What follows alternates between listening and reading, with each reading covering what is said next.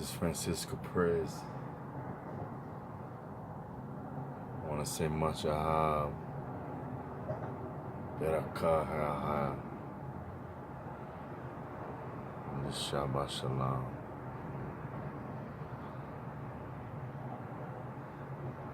What a good Shabbat this was. I've been trying to share this with you guys forever, so let's see if we can do this. Here we go.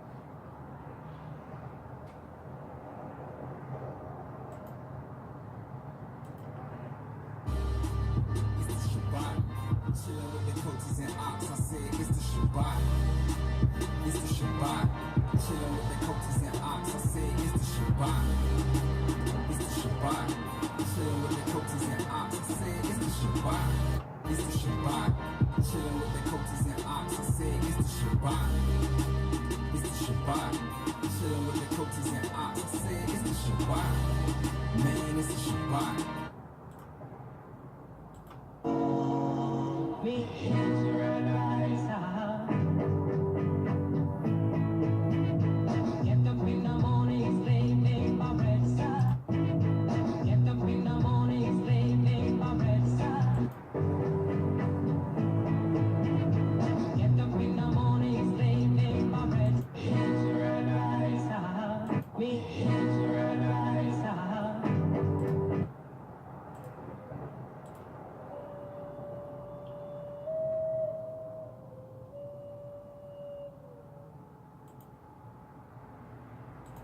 Do you remember?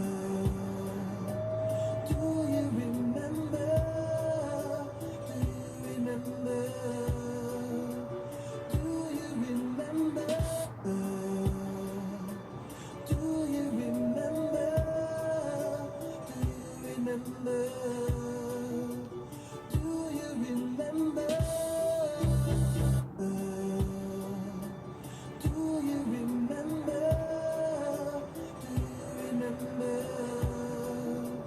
Do you remember?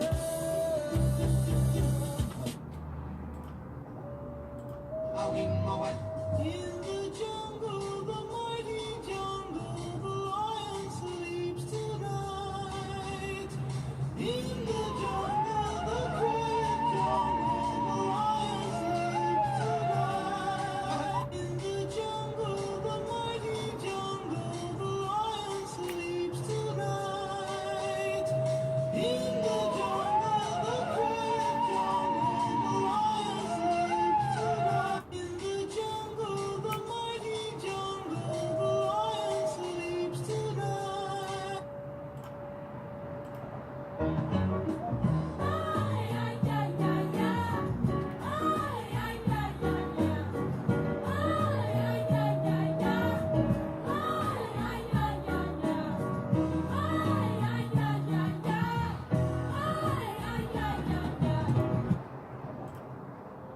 It's fine, fine. I say I am that I am, I am, I am, I am. I am that I am, I am, I am, I am. I am that I am, I am, I am, I am. I am that I am, I am, I am.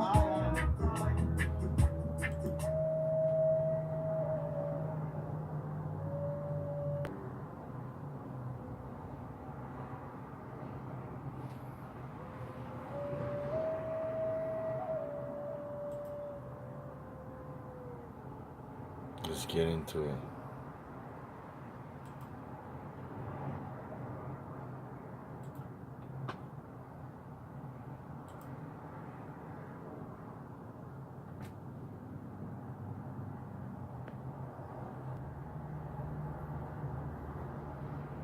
We just seen the wooden Stonehenges, different Stonehenges in America. You see all these Stonehenges in Polynesia, all throughout where Noel and his descendants had been.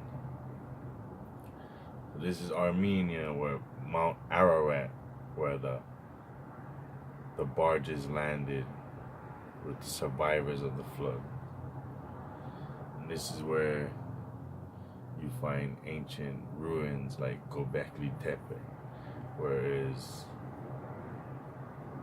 a temple with an array of animals carved in 3D bas reliefs. So let's get into it.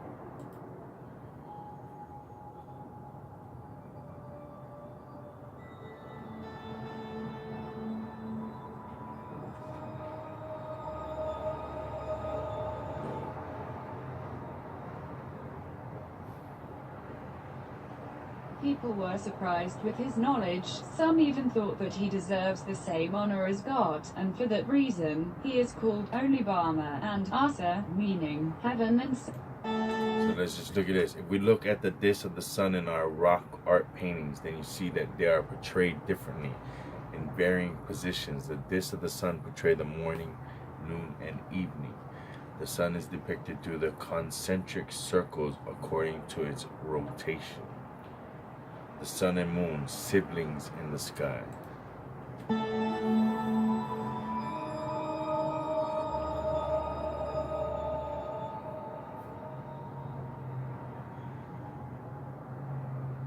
People were surprised with his knowledge. Some even thought that he deserved. So this is a calendar.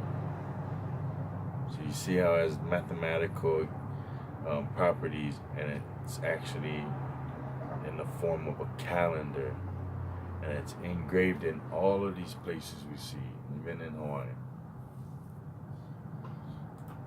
Deserves the same honor as God, and for that reason, he is called Olibama and Asa, meaning heaven and sun. The virtue of our true God. They even gave name of Noah and his wife to many places and cities. They were honored for their virtues and knowledge of God. So you see how in modern day they totally underplay a lot of these people. Where Noel, we barely know anything about him. We know nothing. We didn't know he was a great king and great monarchy, a righteous teacher. Noah instructed them agriculture and tillage of the ground, and the usage of grape seeds and how to plant vines and other things for better living. For that reason they called him Janus, which means giver of wine.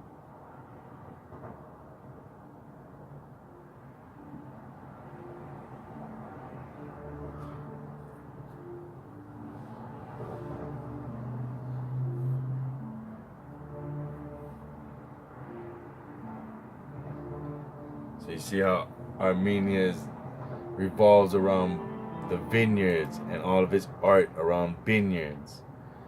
It's an Armenian mosaic and inscription at Jerusalem. And vineyard was known to be Noah's thing. He was remembered as the vineyard, the wine maker.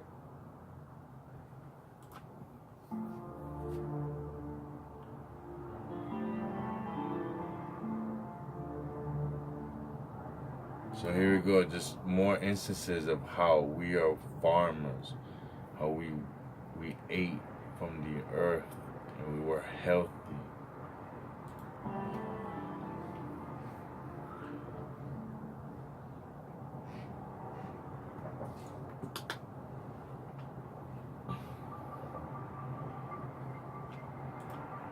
One interesting thing I seen is that the story of Noah is a story, or Noah is a story of a man traveling around, enacting, teaching, and ensuring righteousness, spreading monarchies, sailing around the world. And his name is Noel. And remember it because it's Christmas time, Noel. They take a lot of Noah's life and apply it to Santa, Noella. And they just put Krampus, added that, the melding.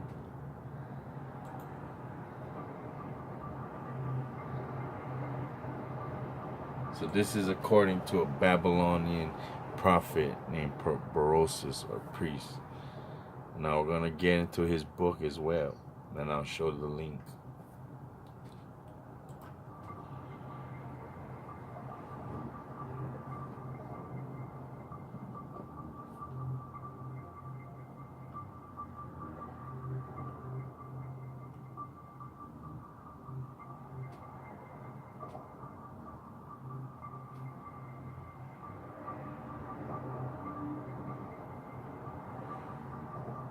Among all children of Noah and Ham practiced the art of magic, and for that reason he was called Zoroaster. Noah was very upset to see Ham practicing magery. And Berosus also tells us what Ham did to his father by art of magic. When Noah was drunk, you will be given. It's called Zoroaster. Noah and Ham practiced the art of magic, and for that reason.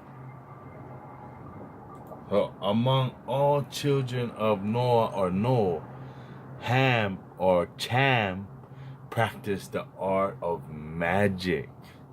And for that reason, he was called Zoroaster. So we're trying to locate who's Zoroaster. And our whole time, our ancient writings are telling us who Zoroaster was. Zoroaster was Cham. And we learn in the Bible that Ham did something to Noah when he was drunk, right? Right now we know that he made wine. He's a wine drinker, yeah? He was drunk off of wine. And, he did something. No, Ham did something. No, we think he had sex with him or he had sex with his wife. We come to all these different explanations of what happened. In here, in our ancient writings, it's saying that Cham is Ham, and he loved to practice magic, and for that reason he was named Zoroaster. Okay, today, who we get shown and taught and see magic constantly being thrown at us, educated to us, and we love magic. We love magic movies. We want to have magic. Everybody watch Harry Potter and all these different movies. Every step even the children's cartoons, everything is about magic, to the point where if we need something, we go, I wish, instead of praying. So, okay, let's finish what this is trying to say.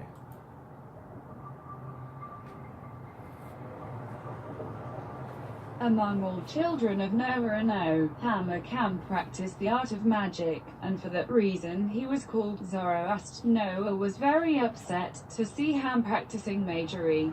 And Berosus also tells us what Ham did to his father by art of magic. When Noah was drunk, you will be given a link at the end of the video and read it for yourself. Also tells us what Ham did to his father by art of magic. When Noah was drunk. And Berosus also tells us what Ham did to his father by art of magic. When Noah was drunk, you will be called Zoroaster. Noah. Now you gotta listen to this, because I'm gonna read. I know you might get irritated. He keeps playing this. He keeps playing over and over. What I'm trying to say is that I'm about to read from what this prophet or priest said in Babylon about the story of Noah and the curse of Ham, right? A magician, Zoroaster. Who is Zoroaster? Oh man, let's play it one more time. Among all children of Noah and Ham practiced the art of magic, and for that reason he was called Zoroaster. Noah was very upset to see Ham practicing magery.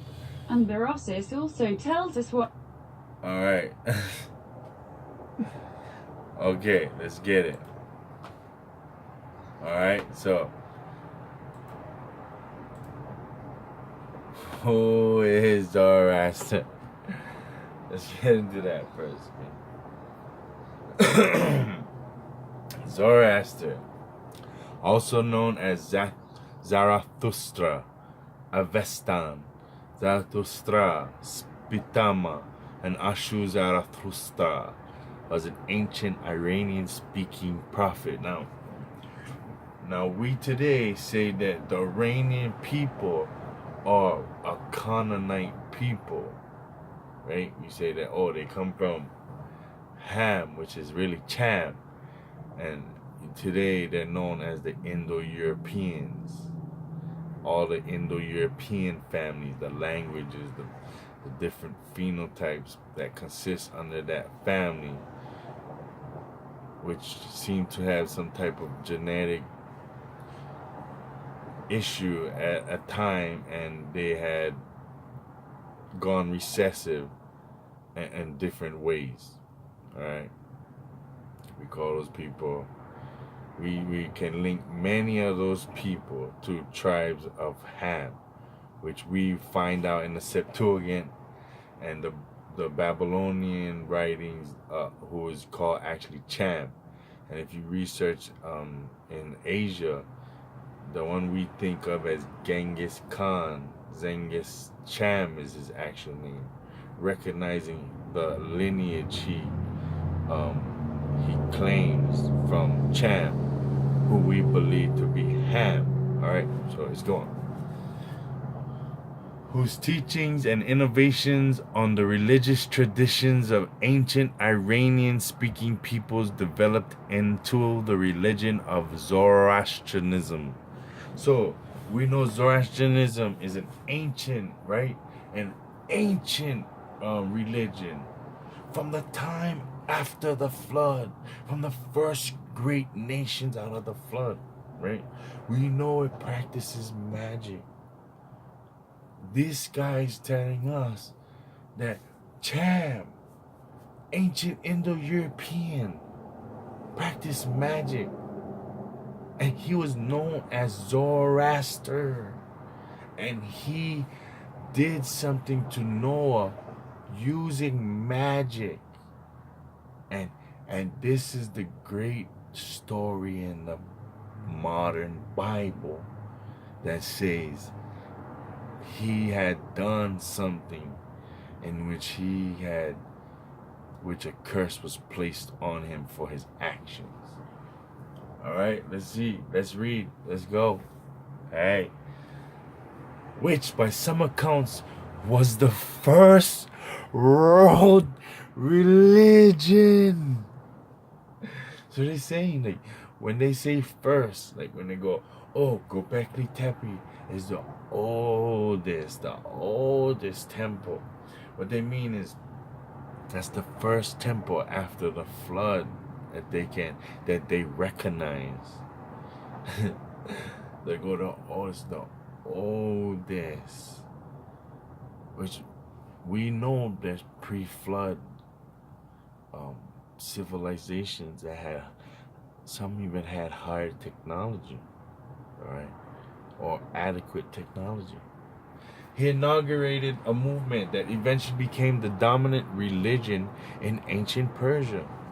He was a native speaker of Old Avestan and lived in the eastern part of the Iranian plateau, but his exact birthplace is uncertain, right?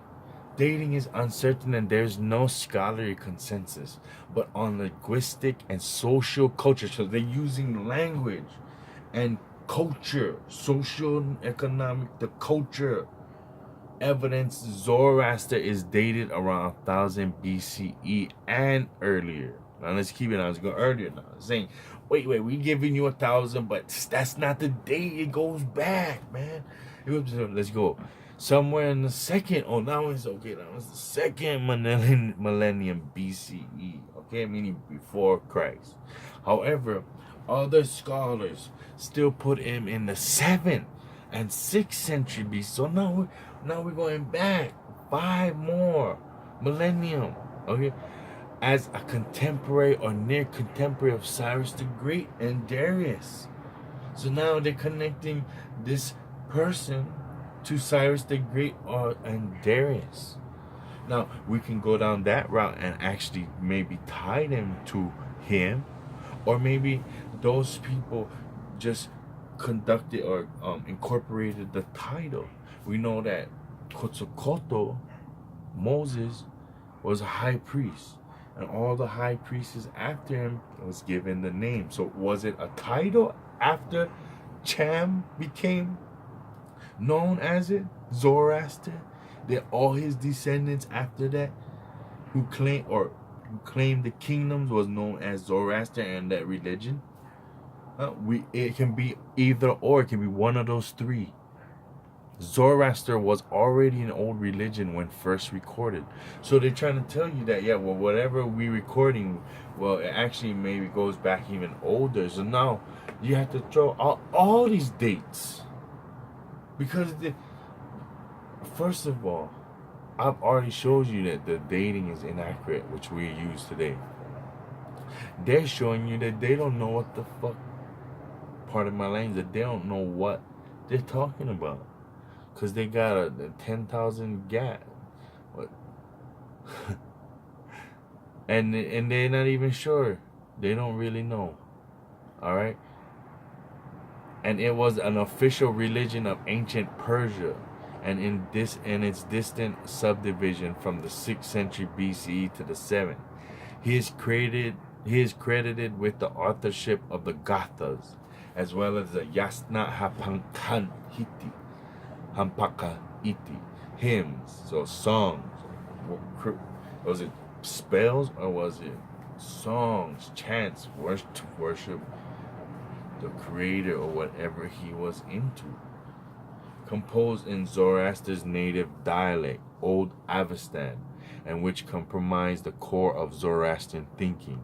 Most of his life is known from the Zoroastrian texts. By any modern standard of historiography, no strictly historical evidence can place him into a fixed period. So he can't be placed in a fixed period. And the historicization surrounding him may be part of a trend from before the 10th century that historicizes legend and myths of who? Ham, Cham, Zoroaster. The Great did something to Noah, and I'm about to tell you what it was. That's that man. Let's go. Zoroaster's name in native language, Avestan, was probably Zarathustra. His English name, Zoroaster, derives from a letter, Greek transcription, Zoroastres, as used in Sanctus Lydiaca, in the Plato's first Alcibiades. This form appears subsequently in the Latin Zoroastres and the later Greek orthographies as Zoroastris. The Greek form of the name appears as the base phonetic translation of semantic substitution of Avestan Zarust with the Greek Zoros. Zoro, then we learn about Zoro and Avestan, Uthra and Astra and Star. Astar, right? Istar. Star. Huh? What? Say huh? Say what? Alright, so I'm gonna get into this because there's something else in there, right there. Mm-hmm. Come on, give it to me. Oh, don't get like that. Don't be like that. No, don't do that to me. Right. Oh my God. Well, it says somewhere around here that it's an Indo-European language. It comes from Sanskrit. Right there. There's no consensus on the dating. The Avesta gives no direct information about it, while historical sources are conflicting. Some scholars reconstruction on the Proto-Indo-Iranian language or Proto-Indo-Iranian religion. If you come down here, it says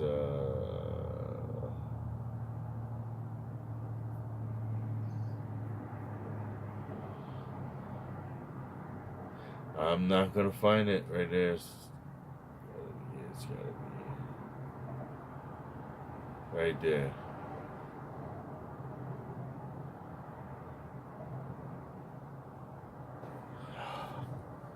Hold on one second. Okay, some scholars, such as Mary Boyce, who dated the Zoroaster between 1700 and 1000 BCE, use linguistic and social cultural evidence to place Zoroaster between 1500 and 1000 BCE. The basis of this theory is primarily proposed on linguistic similarities between the Old Avestan language of the Zoroastrian Gathas and the Sanskrit of Rig Veda. Now we know that Sanskrit is the Indo-European original language, and we see it as the oldest language yet. Prakrit is an older language in India.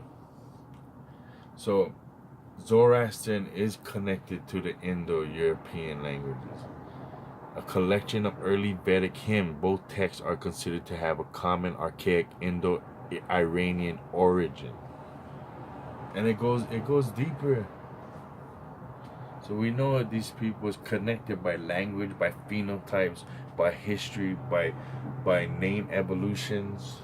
And you can check that out at Lex Will, which shows you the name evolutions of the Canaanite people, the children of Cham. So if we look at Avestan, this is where it says Avestan status as a sacred language has ensured its continuing use for new compositions long after the language has ceased to be a living language. It is closely related to Vedic Sanskrit, the oldest preserved Indo-Aryan languages. And what do these Indo-Aryan people tell us? They tell us, oh, you're Ham, you're the black races, because Ham was cursed. Well, is it a curse to be able to use the sun, to be able to shine like copper? Is it a curse, or is it a curse to be void of life, void of color, sulfur based? Which one is that? What is the curse? Do we know? We have to get into it. So right here, I'm going to show you what the book says or what he did to Noel. All right, let's go. So this is the history, travels of Noel.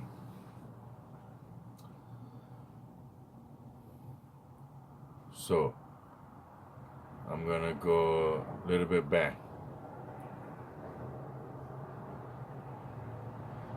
The newfound drink.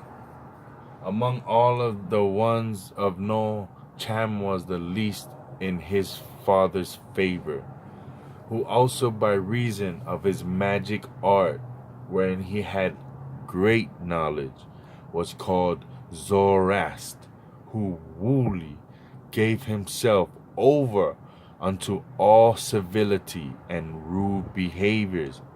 Doesn't that sound like the Indo-European, many Indo-European and Indo-Aryan people? How they love magic. Ooh, how they love to give into the incivility and rude behaviors, following the abominations and vices of those horrible giants before the flood. Don't they venerate the giants? Don't they love the giants? Don't we see that in their DNA they have giant DNA in them, or Neanderthal DNA, or monkey DNA, or fish DNA in them?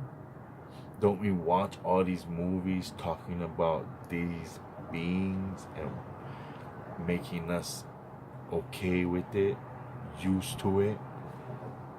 Huh? He as hating his own father, for that he saw himself least beloved by him. So he hated Noah. Oh, you don't love me, you love my brothers better. And he saw him thus lying drunk, using some charms of enchantment. So he enchanted him. So Eustace, he was rendered immobile. Sleep. Now I can do what I want to get my revenge. He took now the time of revenge, and by his magic so bewitched his father in those places of generation. You know what they mean by that? They mean his child reproductive system. He did something, whether he cut his penis off, whether he cut his balls off, whether he cut his balls out, whether he did something so he can never have children again, that he disabled him ever after to have the use of woman. So you may say he just made it so he couldn't have children, but this is saying that he couldn't have use of woman. So he doesn't have a pecker anymore. He's a great priest. Great priest, right? Who had his pecker removed by Ham, by Cham, using magic, spells. Is this why we see in China the children of Cham, how their servants, their priests have to cut their penises off and become eunuchs? Is this why they're eunuchs? Huh? Because Cham cut off his father Noah's penis to get revenge using magic and enchantments. Is that what happened? Is that what? Because that's what they're saying in Babylon. And you know, in Babylon, they knew way more than we do. They still knew the name of the Creator. Hi.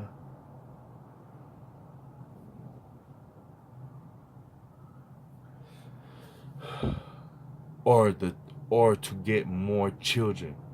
For these and other such his detestable impieties, he incurred the wrath and displeasure of God in most grievous manner.